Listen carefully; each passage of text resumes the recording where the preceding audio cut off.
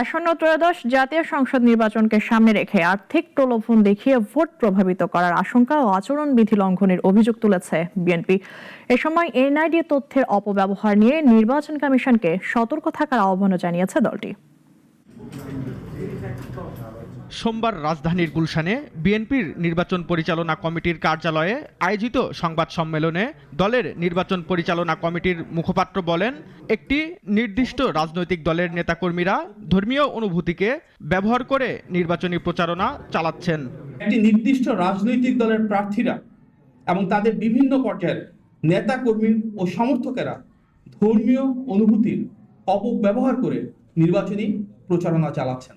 এ সময় এনআইডি তথ্যের অপব্যবহার নিয়েও উদ্বেগ প্রকাশ করেন মাহদি আমিন।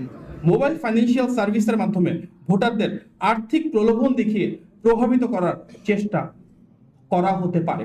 আমরা নির্বাচন কমিশনকে অনুরোধ জানাই, দ্রুতই যেন এসব বেআইনি কর্মকাণ্ড বন্ধ করা হয় এবং এনআইডি তথ্যের অপব্যবহার রোধে প্রতিরোধমূলক পদক্ষেপ নেওয়া হয়। এদিকে তারেক রহমানের দ্বিতীয় নির্বাচনী প্রচারণার মহাসমাবেশকে জনসমুদ্রের সাথে তুলনা করে বিএনপি মিডিয়া সেলের আহ্বায়ক।